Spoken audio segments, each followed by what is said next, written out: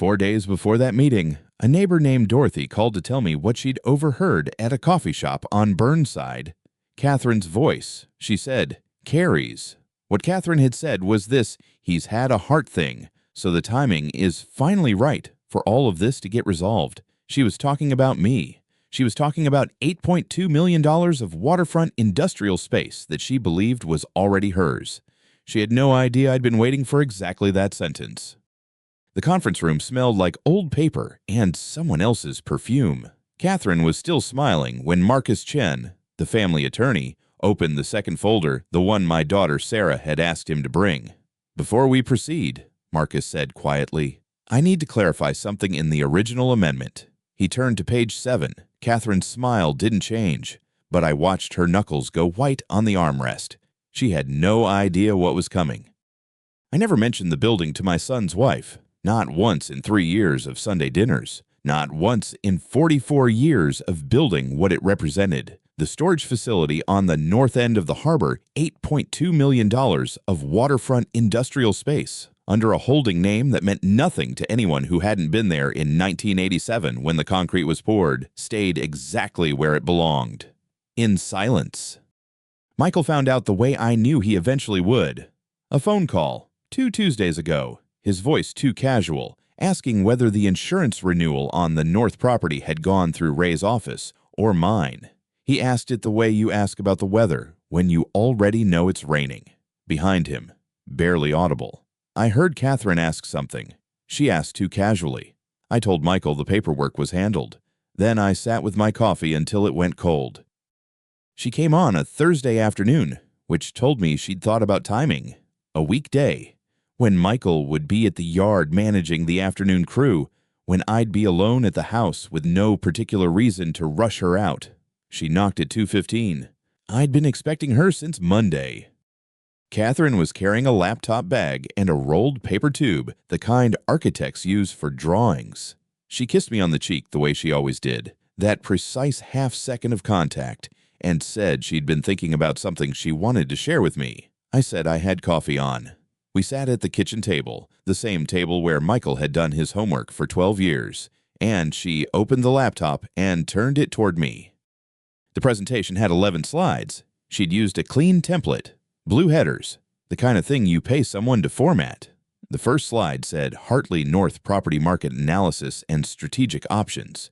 She walked me through it the way you'd walk a client through something they didn't fully understand, slowly, with pauses, watching my face for comprehension. I gave her comprehension. I nodded at the right moments. When she showed me the comparable sales along the waterfront corridor, I said, and leaned in a little closer. The number she'd landed on was $7.8 million, low by $400,000, but close enough to tell me she'd done real work. She'd pulled the county assessor records, the recent industrial sales in the Port District, 2 broker opinions of value. The last slide was titled Next Steps and had 3 bullet points. The first one said Owner Reviews Proposal. The second said Engage Listing Broker. The third said Timeline to close 90 or 20 days. I told her I appreciated how much thought she'd put into it. I said the building had been part of the business for a long time, and I'd need to think carefully before making any decisions about it. She smiled and said she understood completely, that there was no rush, that she just wanted me to have the information. Then she asked about the lease. She asked it naturally, folded into a sentence about how the rental income must be a nice, steady stream. And did the current tenant have a long-term arrangement, or was it month to month? I told her there was a commercial lease in place, and the terms were confidential between the business and the tenant. She nodded as if that were perfectly reasonable. Then she asked when it renewed. I said I'd have to check the paperwork. She wrote something small in the margin of the printed summary she'd brought. I didn't ask what. Before she left, she asked one more question. She asked whether the property was held in my personal name or through the business entity. I told her the holding structure was something my accountant managed, and I didn't keep those details in my head. She said that made sense. She rolled the paper tube back up and zipped the laptop bag and said to let her know if I had any questions about the numbers. I walked her to the door. After her car pulled out of the driveway, I stood at the kitchen window for a while. The coffee was still warm. I didn't drink it.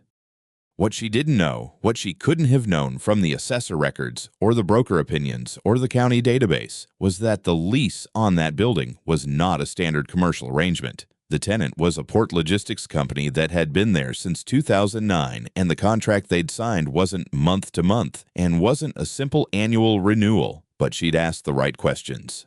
That was the part that stayed with me. She hadn't asked like someone curious about her father-in-law's finances. She'd asked like someone who already had a use for the answers.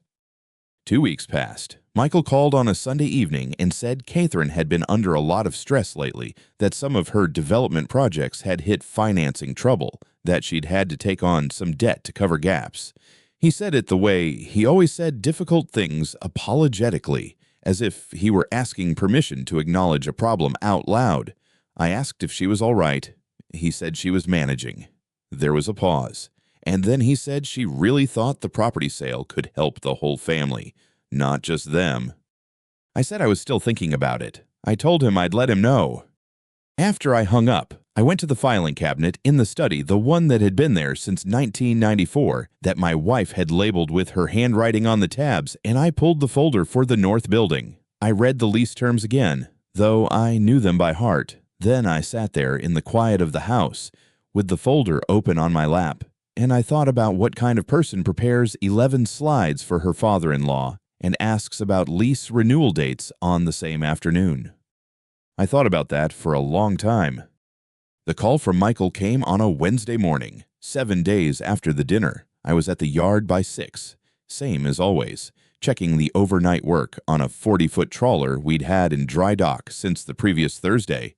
Ray was already there, coffee in hand, going over the hull inspection notes with one of the younger welders. The phone buzzed in my pocket while I was standing at the bow, looking at a section of repaired keel plating that still needed a second coat of primer. Michael asked if I had a few minutes. I told him I did. He said he and Catherine had been talking, and he wanted to ask me something directly. Man to man. I recognized the phrase. Catherine had coached him to say it. Michael never used the words man to man on his own. He was a gentle person by nature, always had been, and that phrase belonged to someone else's vocabulary. He asked about the North Building again. He said he'd been thinking about the family's situation, their situation specifically, and he felt like there might be a way for me to help without it costing me anything long-term. He said Catherine believed the building was underutilized, that a sale at the right price could be structured so I retained income through the transition, that it didn't have to be a loss for me. He had clearly rehearsed this. The sentences were too smooth, the logic too organized. Michael handled customer scheduling and crew dispatch. He was good at it. He was not a financial strategist. I let him finish. Then I asked him one question: had he looked at the lease himself, or was he working from what Catherine had told him? A pause. He said Catherine had done some research. I told him I appreciated that she'd taken an interest. I said I'd think about it. He thanked me and hung up.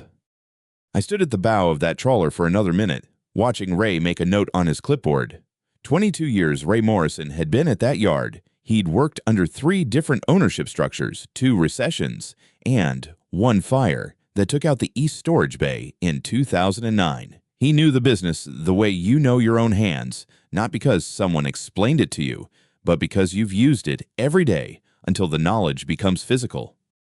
I thought about Michael's voice on the phone, the careful sentences, the borrowed vocabulary, and underneath all of it, the thing he wasn't saying that Catherine had told him his father didn't love them enough to help, and that Michael, who had always needed to believe the people around him were acting in good faith, had decided to believe her. That was the part that stayed with me on the drive back to the office. I called Marcus Chen that afternoon. His office was on Morrison Street, 12 minutes from the yard, and he'd been our family attorney since 2003. He'd handled my wife's estate, both my children's trust documents and the original lease structure for the North Building. His assistant put me through without a wait. I told him I needed to update the estate documents, specifically the inheritance provisions related to the North Building. Marcus asked what kind of update. I said I wanted to add a clause. Any sale or transfer of the north building would require written consent from Sarah. Without her signature, any such transaction would be considered void. He was quiet for a moment. Then he asked why. I said to protect it. He didn't ask anything else. Marcus had been a family attorney long enough to understand that some answers are complete even when they're short. He said he'd have a draft ready by Friday. What Marcus prepared and what we signed the following Tuesday in his office on Morrison Street with his notary present and no one else was more than a simple consent clause. He'd done what I'd asked, and then he'd done the work properly. The North Building had never been formally appraised as a managed port asset. It had always appeared in our documents at its 2004 assessed value, which reflected the structure and the land, but not what the land controlled a 40-year port management agreement with the Port of Portland, renewable in 15-year intervals, with the current term running through 2041. That agreement was the thing.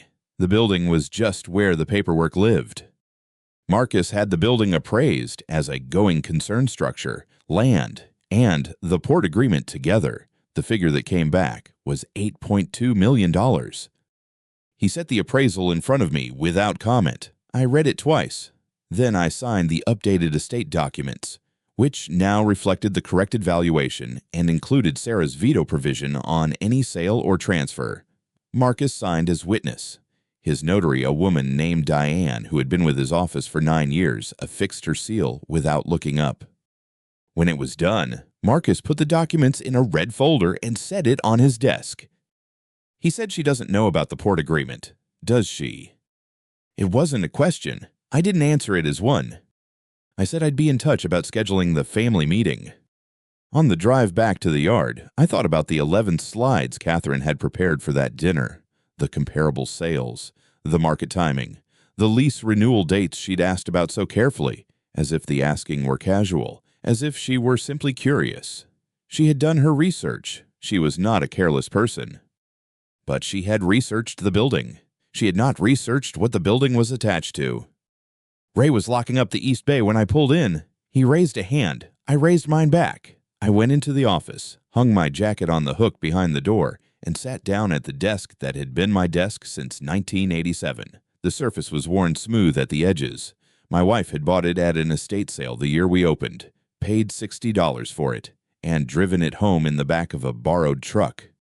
I opened the center drawer and looked at the red folder I'd brought back from Marcus's office. Then I closed the drawer and went to check on the trawler. She didn't know what was coming. She hadn't known from the beginning, and nothing she'd done since the dinner had changed that. The building was worth $8.2 million. The consent clause was signed and filed. And the only person who could authorize a sale was my daughter, who happened to be a lawyer and who hadn't been told any of this yet. That conversation was still ahead of me. I was in no hurry. Catherine came back on a Thursday morning, 11 days after the dinner. She didn't call ahead. She parked in the gravel lot beside the house and knocked twice before I'd finished my coffee. She wasn't smiling this time. "Michael wants to know why you won't sell the building," she said. She was standing in the doorway, and she hadn't waited for me to invite her in. "He thinks you might have reasons you haven't shared with the family." I looked at her for a moment. Then I stepped back and led her into the kitchen because I wanted to hear what she'd prepared. She sat down without being asked. She'd dressed more carefully than usual, pressed blouse, hair done, and I noticed she'd brought a leather portfolio. She sat on the table between us like a prop. She was becoming desperate, though she hadn't let it reach her voice yet. "Do you have something to hide, James?" "That's my property," I said. "I'll decide what to do with it." She held my eyes for a count of 3, then looked down at the portfolio. She nodded slowly, the way people do when they've decided the conversation is already over and they're just waiting to leave. She left 11 minutes after she arrived. I finished my coffee. 3 days later, Michael called. He started with the weather, then his schedule. Then he said, "Dad, Catherine's really hurt. She feels like you don't trust us." He said it quietly, the way he says things when he's been coached. I recognized the phrasing, not his rhythm, not his words. Catherine had written that sentence somewhere and handed it to him. He told me they were trying to buy a house. He said the market was difficult. He said if I sold the building and split the proceeds, it would change everything for them. He said us and we throughout, but the plan had one author. I told him I understood. I told him I'd think about it. I waited. The following week, Ray Morrison stopped by the yard office and mentioned, without much ceremony, that he'd run into Michael's neighbor at the hardware store. The neighbor had asked Ray whether it was true that I was refusing to help my own son buy a home. Ray told him he didn't know anything about that. He said it with the flat voice of a man who knew exactly what he was saying. Catherine had started talking, not to lawyers yet, to the people around Michael, to his friends, to anyone who might carry the story back to him and reinforce it. James is difficult. James doesn't trust his own family. James is sitting on a building worth millions while his son rents an apartment. She was building a record. I understood that. She was preparing the ground for something larger, and she wanted witnesses who would remember that she had tried to be reasonable. I let her build it. The consent clause was filed. Sarah still didn't know. The folder was still in the center drawer. I waited. Ray was the one who told me. He came into the office on a Thursday morning in early March, set a coffee on the corner of my desk without being asked, and said that a man had been asking questions down at Berth 7 the previous afternoon. Not a port inspector, not a contractor, a man in a good coat who didn't know which end of a hull he was looking at, but who had asked Ray very specifically about the building, who owned it, how long the lease had been running, whether it was registered separately from the yard. Ray had told him it was a storage facility for marine equipment, which was true. It is also true that the lease generates $34,000 a month and has been renewing automatically for 11 years under a name that does not include Hartley in any visible place. The man had handed Ray a business card before he left. Ray handed it to me now. The card read, Douglas Fine, Attorney at Law, Family and Property Division. I turned it over. Nothing on the back. I set it on the desk next to the coffee and looked at it for a moment. Did he say who hired him? I asked. Ray said no. He said the man had been careful about that. I thanked him. He left without another word. 22 years, and Ray understood when a room needed to stay quiet. That evening, Michael called. He sounded the way he always sounded when Catherine had given him the words careful, slightly rehearsed, pausing in the wrong places. He said he'd been reading about property law, that Catherine had mentioned something she'd come across, that apparently, when a married couple, when a son is married, there were sometimes questions about how family assets were distributed. He said he wasn't making any demands. He just thought I should know that Catherine felt the current arrangement wasn't really fair to them as a family unit. I let him finish. She hired a lawyer, I said. Silence. Dad, she's trying to understand our options. I know what she's doing, Michael. He didn't answer that. After a moment, he said he hoped we could talk about it before anything became formal. I told him I was sure we'd have a chance to talk very soon. I told him I'd been meaning to schedule a family meeting anyway. He said that sounded good. He sounded relieved, which told me Catherine hadn't shown him the card yet, or the attorney's name, or whatever paperwork Douglas Fine was already preparing. She was building her case the way she built everything in pieces, keeping each piece away from the others until she needed them assembled. I hung up and called Marcus. He answered on the second ring. I told him about the card. I told him about Michael's call. I told him that Douglas Fine was preparing something, and that Catherine intended to use it either to force a transfer or to establish grounds for a larger claim before the estate meeting. Marcus said he could file a counterposition before she. I told him not to.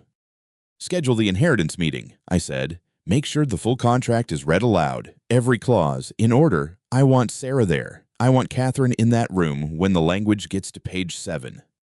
Marcus was quiet for a moment. Then he said he understood. She had hired another lawyer. She was preparing to fight. I let her prepare her own defeat. The folder was still in the center drawer, and page 7 was still exactly where I had put it. The cardiology appointment was on a Tuesday. Dr. Renata Voss, she had been my physician for 11 years, a precise woman who chose her words the way a shipwright chooses fasteners. one at a time, and for a reason told me that the left ventricle was showing irregular function.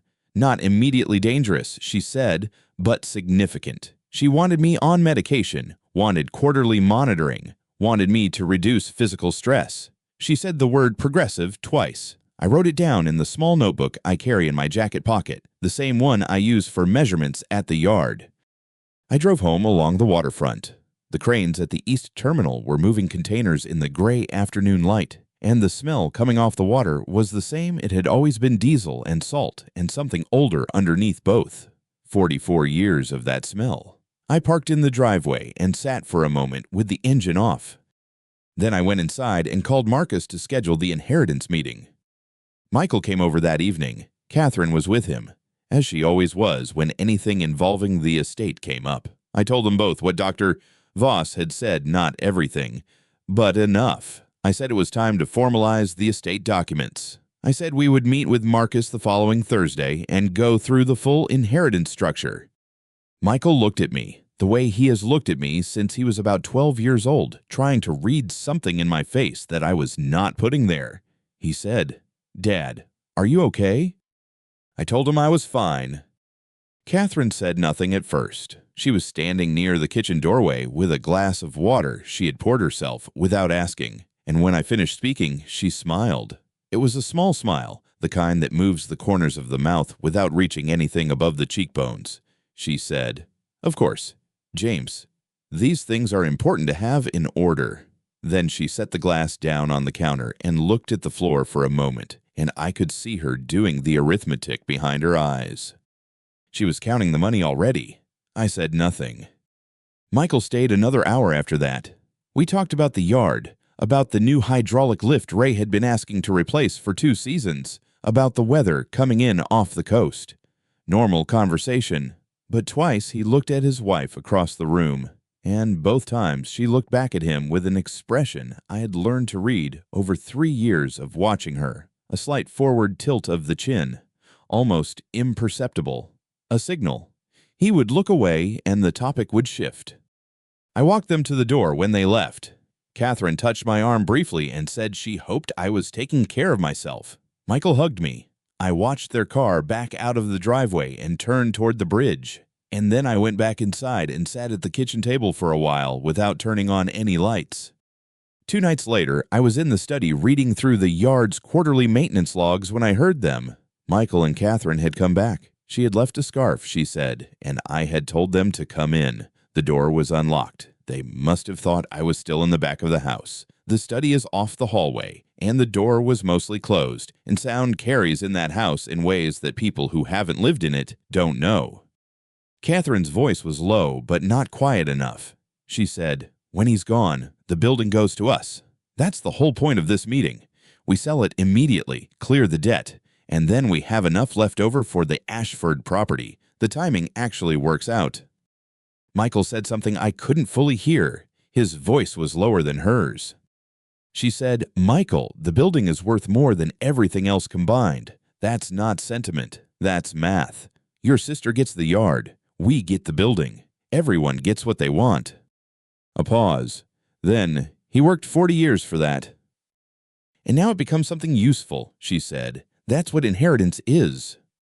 I turned one page of the maintenance log. I didn't move from the chair. I heard Michael say something else, still too quiet, and then I heard Catherine say, "Stop making this complicated," and then the sound of them moving toward the front of the house. The scarf was on the hook by the door. They left 3 minutes later. I finished reading the maintenance log. Then I went to bed. The call from Dorothy came 4 days before the inheritance meeting. Dorothy Kaminsky has lived in the yellow house to my left for 30 years. She came to my wife, Ellen's funeral, and brought a casserole that lasted me a week. And every Christmas, she puts a wreath on my gatepost because she says I always forget. She called at 9:30 in the morning. She said, "James, I don't know if I should say anything, but I think you should know."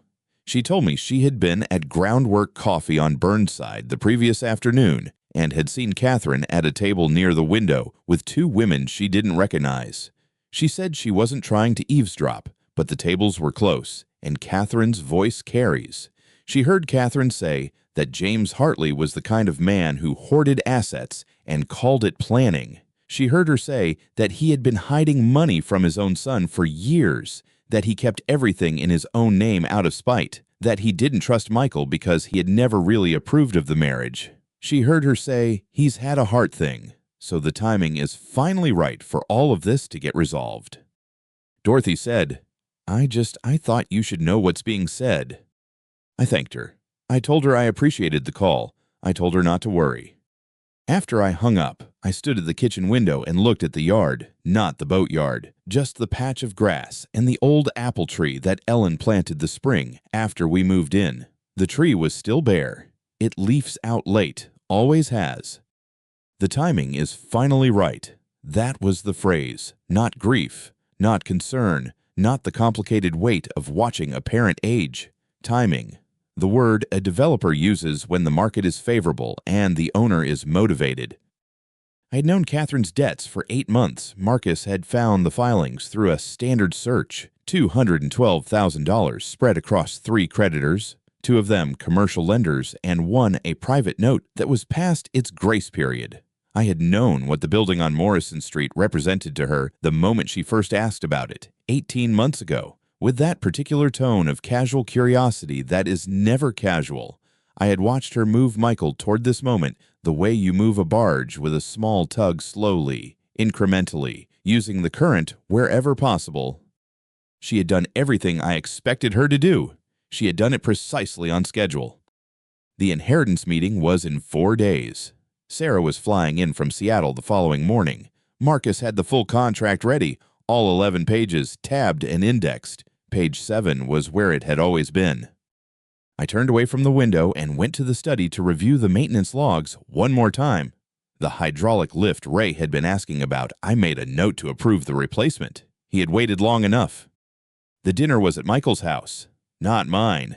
That was Catherine's choice, and I understood it. She wanted the home advantage, the kitchen she had renovated, the table she had selected, the lighting she had dimmed to something that felt like intimacy, but was closer to control. I arrived at 6:15 with a bottle of Willamette Valley Pinot Noir that Michael had liked since college.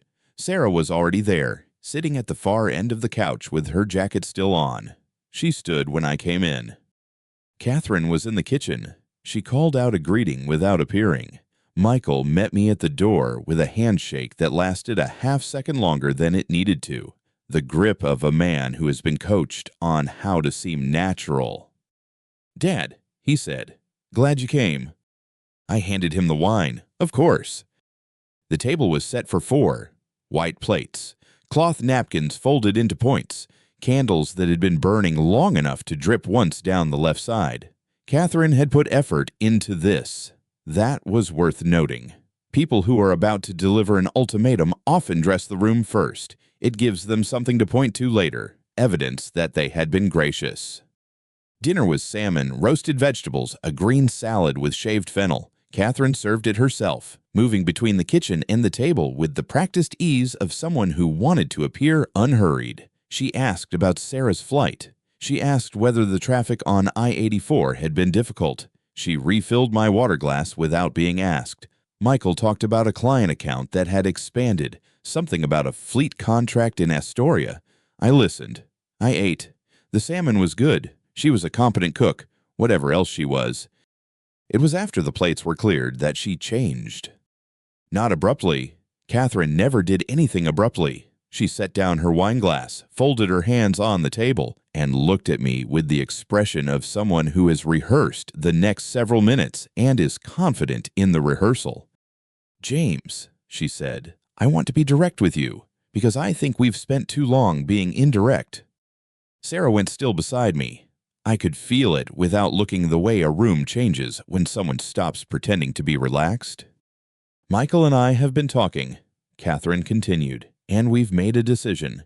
If you won't agree to sell the Harborview building, or at minimum transfer a shared interest to Michael as your heir, then we're going to pursue legal action. Our attorney has reviewed the situation. He believes we have standing to file a claim for failure to provide equitable support to an adult dependent child. He says we would likely prevail." She had threatened to sue me. She said it the way you announce a change in dinner plans, matter of fact, almost bored. Her hands still folded, her posture still open. Michael was looking at the table, not at me, not at Catherine. At the table, at the grain of the wood, at some point that had nothing to say back to him. Michael and I have been patient, Catherine said. We've given you time to come to this on your own. But the meeting tomorrow, we think it's the right moment to formalize things. We want the building. James, it's the right thing for this family. The candle on the right had stopped dripping. The one on the left was still going, a thin line of wax moving toward the base. Sarah's hand found mine under the table. She didn't squeeze it. She just placed it there, her palm over my knuckles, and held it. I looked at Catherine.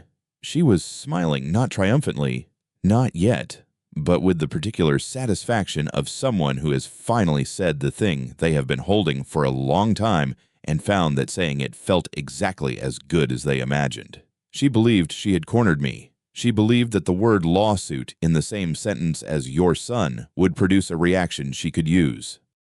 I said nothing for a moment. The candle on the left kept moving. We'll talk about this tomorrow, I said, in the meeting with Marcus.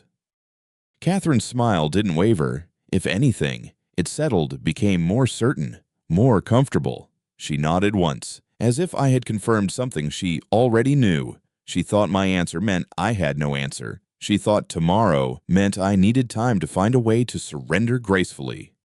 Michael looked up from the table then. He looked at me, really looked, for the first time since I'd walked in. His face was unreadable in the way that faces are unreadable when the person wearing them has made a choice they are not certain about, but have committed to anyway. I did not look away from him. I held his gaze for 3 full seconds, and then I looked back at my water glass. He was my son. He had been 4 years old when I first took him to the yard, held him up to see over the rail of a dry-docked trawler while his mother stood below us and laughed at something I'd said. He had been 12 when he helped Ray sand the hull of a seiner we were refitting for a cannery up in Astoria. He had been good with his hands then, patient with the work. I had thought I had genuinely believed that he understood what it meant to build something. I did not say any of that. We finished the evening with coffee. Catherine talked about a development project she was consulting on.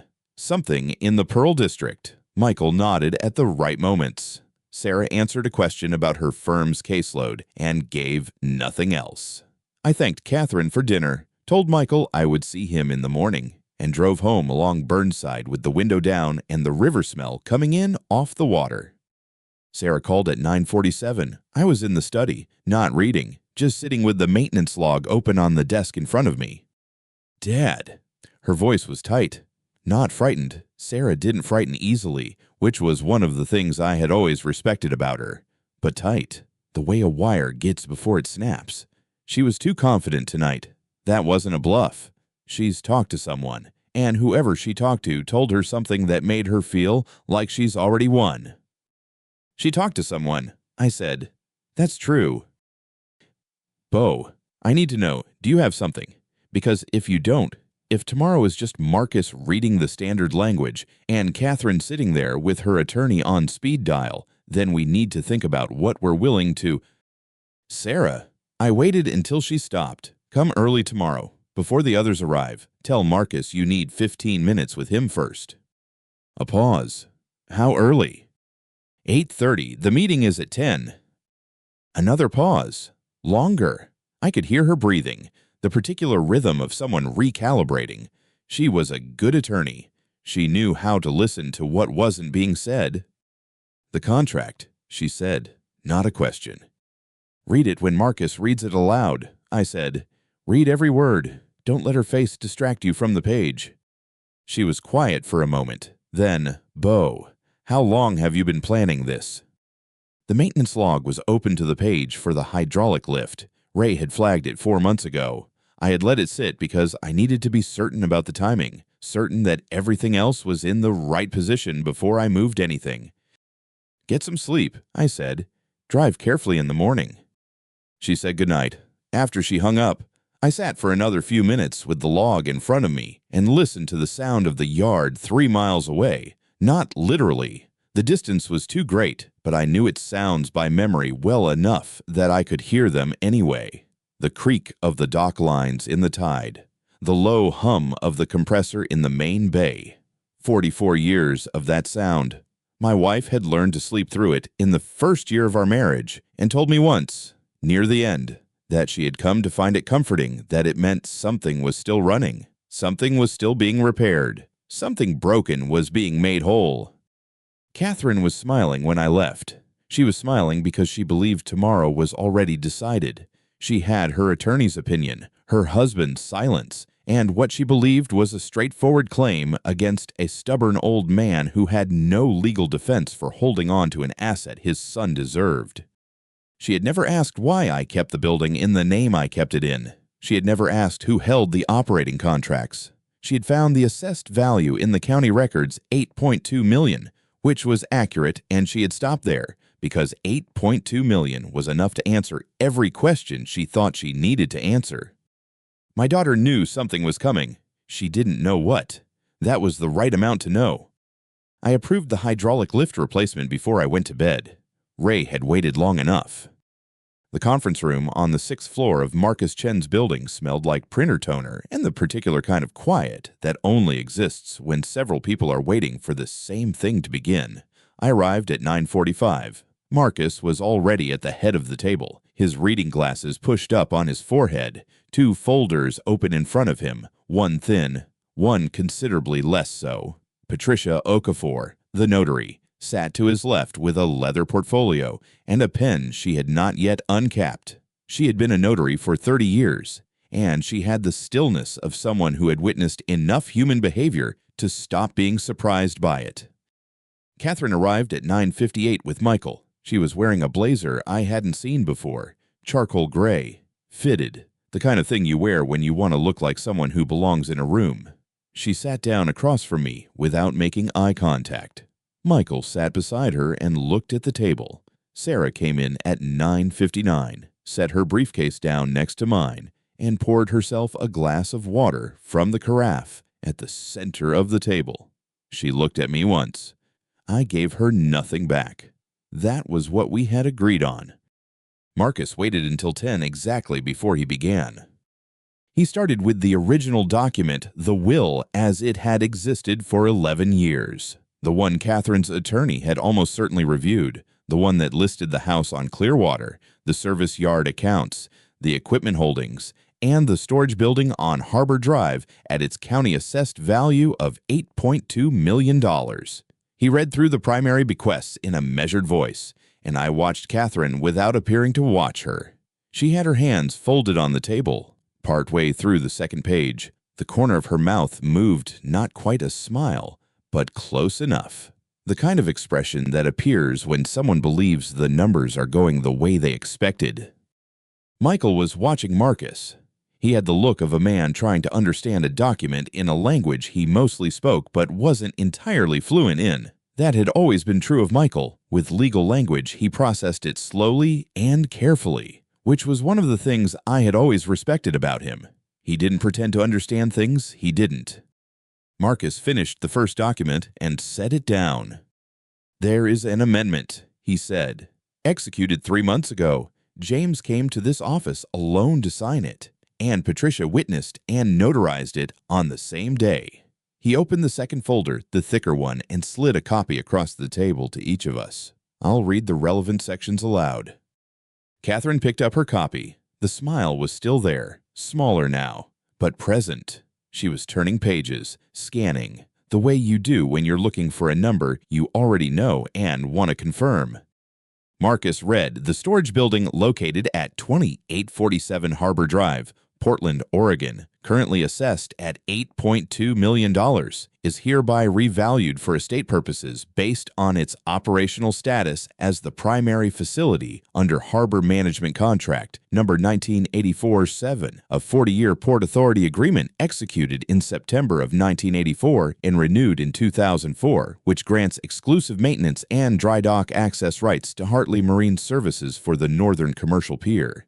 The income-producing value of this contract, combined with the assessed property value, establishes the total asset value of this holding at approximately $14.6 million. The room was quiet.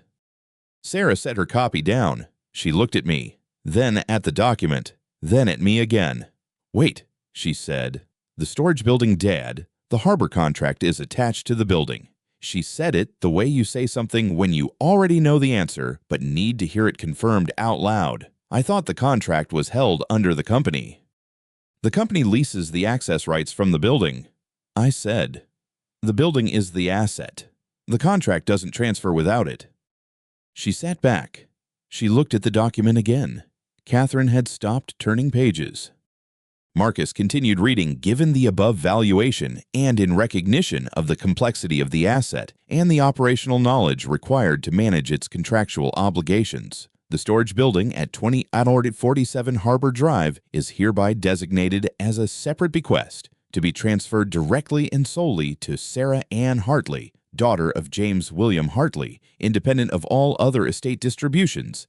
Any decision to sell, encumber, lease, or otherwise transfer this property requires the written consent of Sarah Ann Hartley and cannot be executed unilaterally by any other party, including but not limited to any spouse or co-heir of the estate." He paused there. Patricia had been following along in her own copy, and when Marcus stopped, she looked up from the document. She looked at me. Then she looked at Catherine. She did not say anything. She uncapped her pen and made a small notation in the margin of her portfolio. Catherine's copy was on the table in front of her. She was not looking at it. She was looking at a point somewhere between the table and the window, and the expression on her face had changed in the way that certain things change when the structural support beneath them is removed not all at once, but in a sequence, each layer giving way before the next one registers. "This isn't," she started. She stopped. She looked at Michael. Michael was still reading. He was on the third page, moving his finger along the lines the way he had done since he was a boy, working through something difficult. He reached the section Marcus had just read aloud, and I watched him read it again. Then he set the document down and looked at me.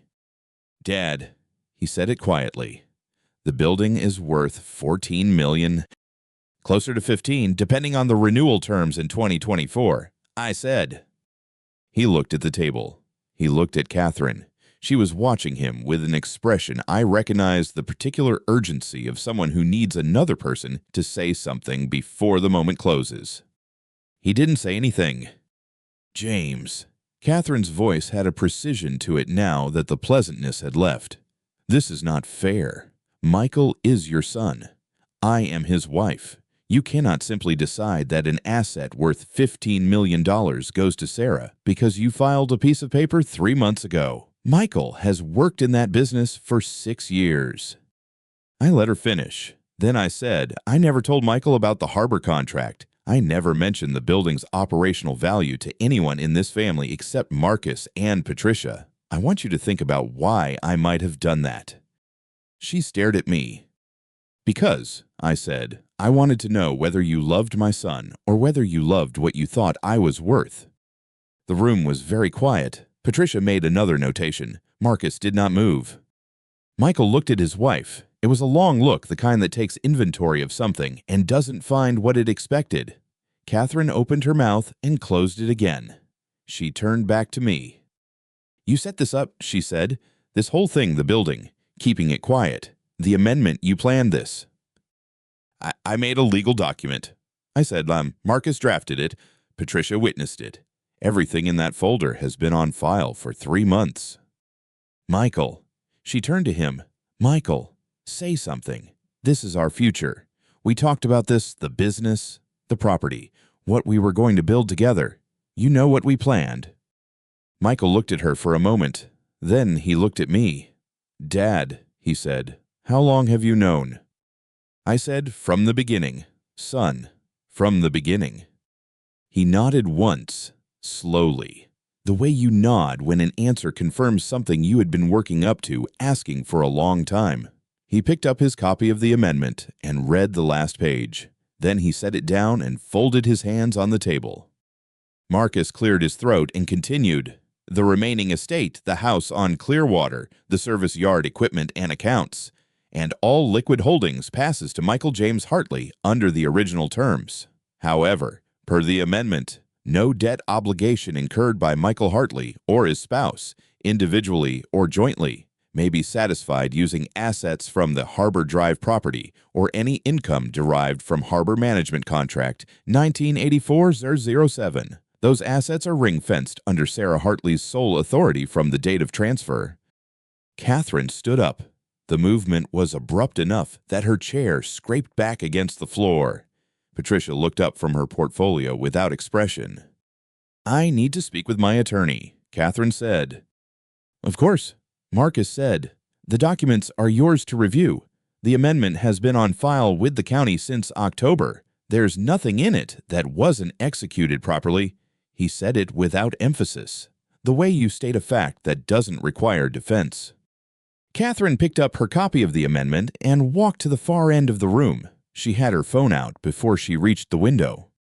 She turned back once before she dialed. She looked at Michael, the particular look of someone who has counted on a person for a long time and is calling in the count. "Michael," she said, "tell them this isn't what we agreed to. Tell them." Michael looked at his hands on the table. Then he looked up at her.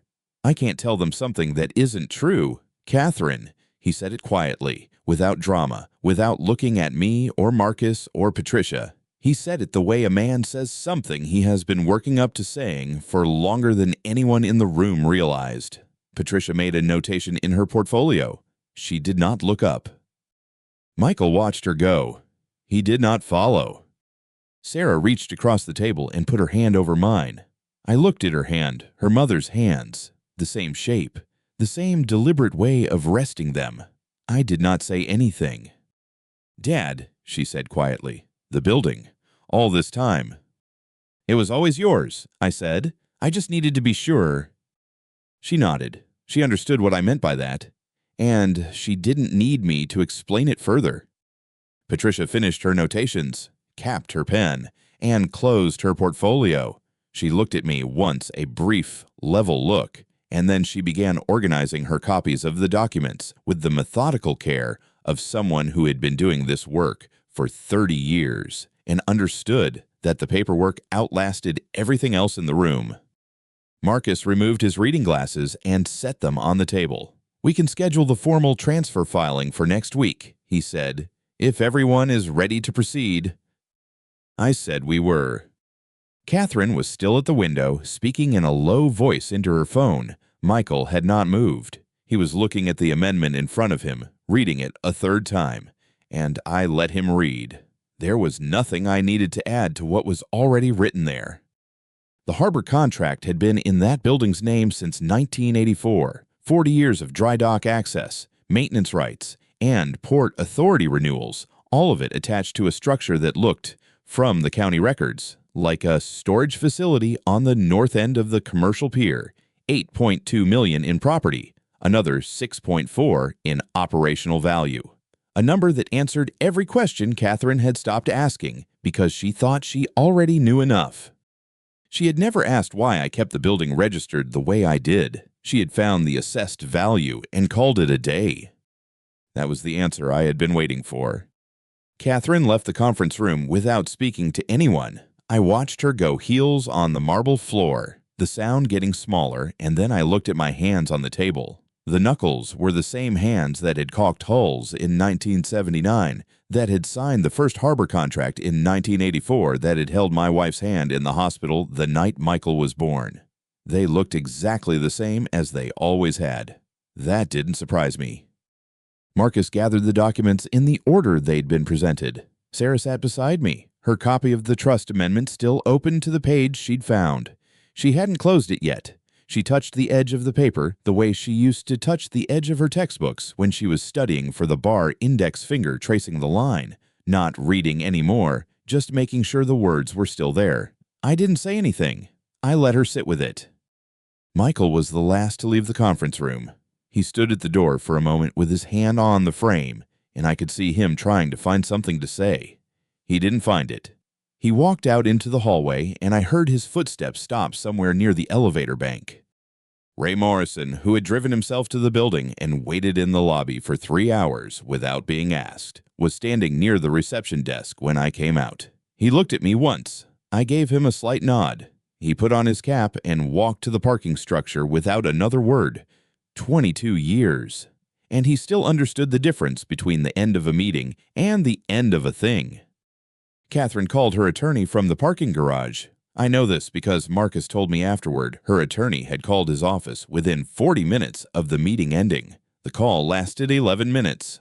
Marcus's associate, a younger woman named Priya, who had been present for the trust reading, summarized it for me 2 days later in a single paragraph. Catherine wanted to challenge the amendment on the grounds of undue influence and improper execution. Her attorney had told her, as calmly as he could, that the document had been executed before a licensed notary, witnessed by 2 independent parties, and filed with the county recorder 3 months before she had ever raised the subject of selling the building. There was no procedural flaw. There was no timeline that worked in her favor. There was nothing to challenge. He told her she could file if she wanted to spend the money. She did not have the money. She tried Michael first.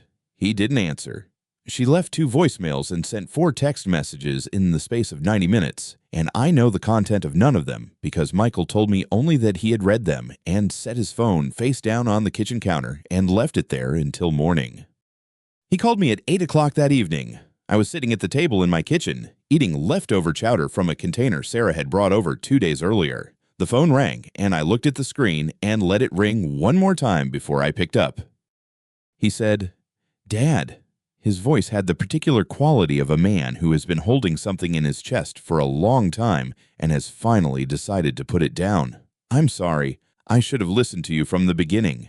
I should have seen it." He stopped. "I'm going to get my own attorney. I'm going to file." I set my spoon down.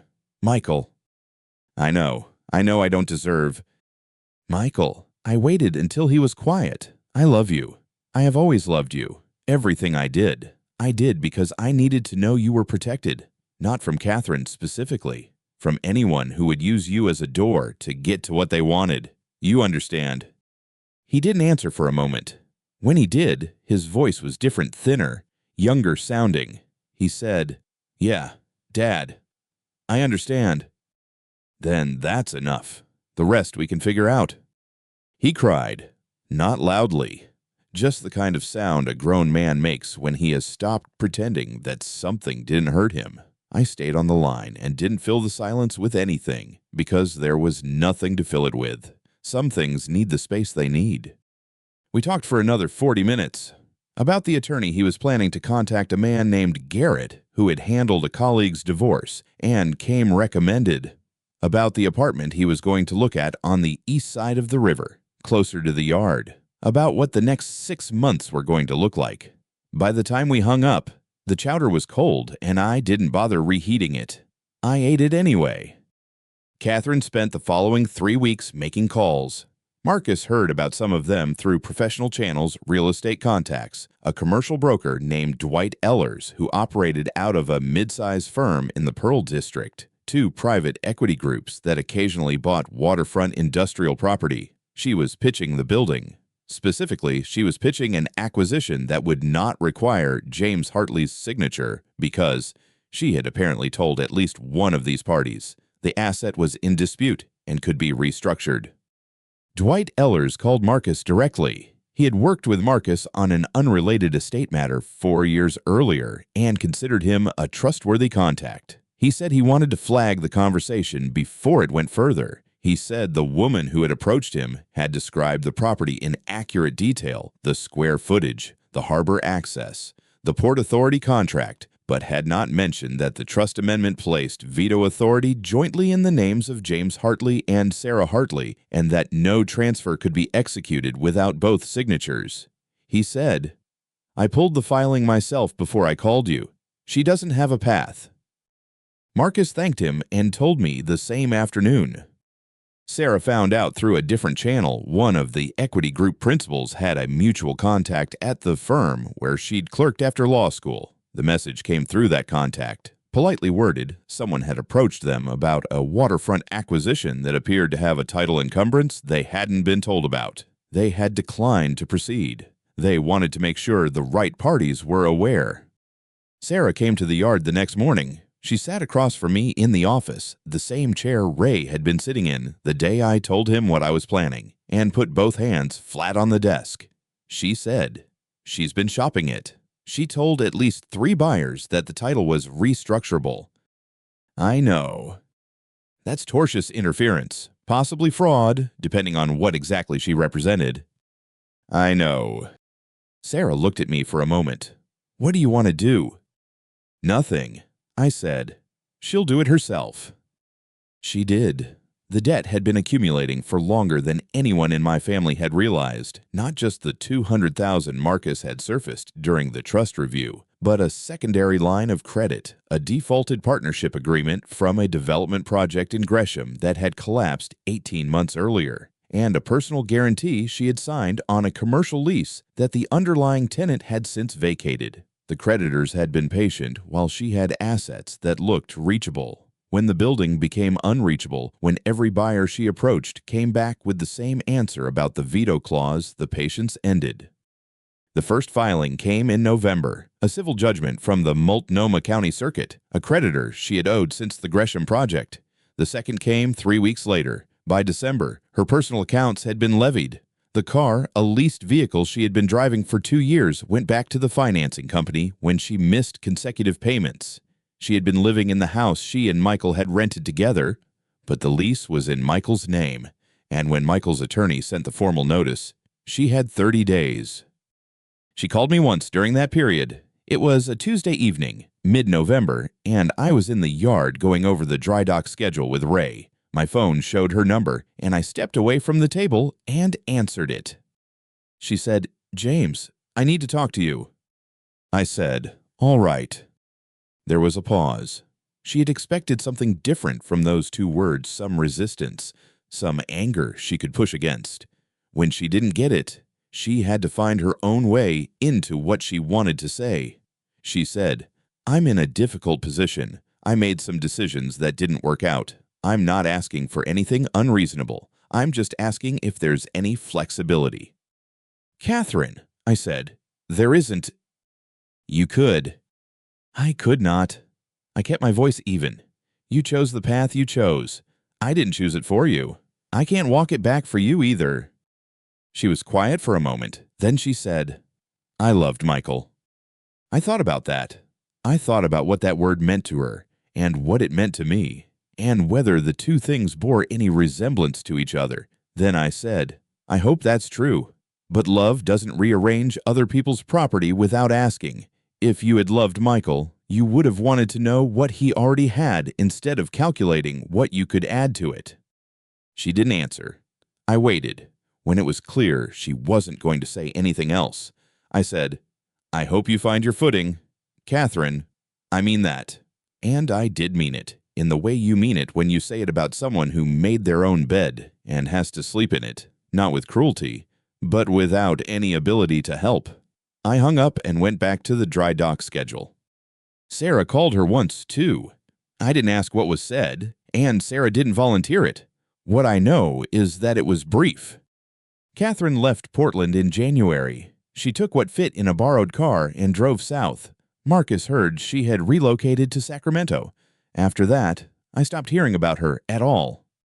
Michael moved into the apartment on the east side of the river and started coming to the yard 3 mornings a week. Not because I asked him to. He showed up one Thursday in February, still in his jacket from wherever he'd been the night before, and said he wanted to understand the harbor contract from the beginning. Ray handed him a coffee and a copy of the 1984 filing without being asked. He didn't say anything by way of introduction, just set both items on the work table and pulled up a second stool. The 2 of them spent an hour going through it, page by page, while I worked on the quarterly maintenance log at the desk behind them. Ray's voice was the same voice he used with every new hire patient, specific, no shortcuts, no condescension. He explained the Port Authority renewal cycle, the maintenance access windows, the reason the contract had been attached to the building rather than the company name. He explained it the way you explain something to someone you expect to still be there in 20 years. At one point, Michael asked why the access rights couldn't simply be held under Hartley Marine Services directly. Ray set down his coffee and looked at the filing for a moment. He said, "Because companies change hands. Buildings don't have to." Michael read the clause again. He nodded slowly. I kept my eyes on the maintenance log. There are things a father cannot teach a son directly, not because the knowledge is withheld, but because the son has to be ready to receive it, and readiness comes from its own direction. Ray had understood the harbor contract for 22 years. Now Michael was beginning to. That was enough. That was exactly what I had built it to be. By spring, Michael was coming 5 days a week. He learned the contract structure, the maintenance schedules, the relationships with the Port Authority inspectors who had been working that stretch of the harbor since before he was born. He learned that the building's value was not in its assessed price, but in the 40 years of trust embedded in its operating agreement's trust that couldn't be transferred by a deed, couldn't be sold to a private equity group, couldn't be extracted by someone who had found the county record and assumed they understood what they were looking at. Sarah managed the asset formally. Her name on the amendment meant her signature on every material decision, and she approached that responsibility with the same precision she brought to everything else. Within the first year, she renegotiated 2 of the subsidiary port agreements and added a third. The building's operational value increased by a margin that made the original 8.2 look like a starting point rather than a ceiling. She told me once that she had been underestimating what the harbor contract was worth for years, and that she was annoyed at herself for not looking sooner. I told her she had been doing other things. She said that wasn't an excuse. I told her it wasn't meant to be one. The diagnosis came 14 months after the trust meeting. My cardiologist, a careful man named Dr. Voss, who had been monitoring my blood pressure for 6 years, used the word significant in the way doctors use it when they mean something more than significant. I sat in his office for a few minutes after he finished talking, looking at the model of a heart on his desk that he used to explain things to patients, and then I asked him what the realistic timeline looked like. He told me. I thanked him and drove to the yard. That evening, I called Michael and Sarah and asked them to come to the house on Saturday morning. They both came. Michael arrived first and made coffee without asking where anything was, which told me he had been paying attention to the kitchen for 34 years without realizing it. Sarah arrived 12 minutes later with a bag from the bakery on Burnside that my wife had liked. We sat at the kitchen table, and I told them what Dr. Voss had told me. Michael's hand tightened around his mug. Sarah looked at the table for a moment and then looked at me. When I had finished, I said, "I want you to know something. I never hid the building to cause anyone pain. I hid it because I needed to know who was sitting at the table for the right reasons, who was there for the family, and who was there for what the family owned. I needed to know that before I handed any of it forward." I looked at Michael. Now I know, and what I know is good. Michael reached across the table and put his hand over mine. He didn't say anything. He didn't need to. Sarah stood up and walked to the window that looked out over the backyard, the same window my wife had stood at every morning for 26 years. She stood there for a long time without speaking. That was enough. That was exactly enough. The harbor contract renewed automatically in June, as it had every 3 years since 1984. Marcus called me on a Wednesday morning to confirm the paperwork was ready. I drove to his office on Morrison Street, the same office where Patricia had notarized the amendment, the same chair I had sat in when I told him what I needed, and he hadn't asked why. Sarah was already there when I arrived. She had her copy of the renewal documents open on the table, a pen uncapped, her reading glasses on. She had found 2 clauses in the subsidiary agreements that she wanted adjusted before signing tighter language around the dry dock access windows, a provision that clarified the maintenance schedule during Port Authority inspection periods. Marcus had already drafted the revisions. She read them once, made a single marginal note, and signed. Michael came in at 11:10, still in his yard jacket. He had been at the North Pier since 6 that morning. He said, going over the hull inspection on a seiner that had come in 2 days earlier with a cracked keel plate. Ray had flagged it. Michael had stayed to watch the repair. He sat down across from Sarah, read the renewal packet from the first page, and countersigned where Marcus indicated.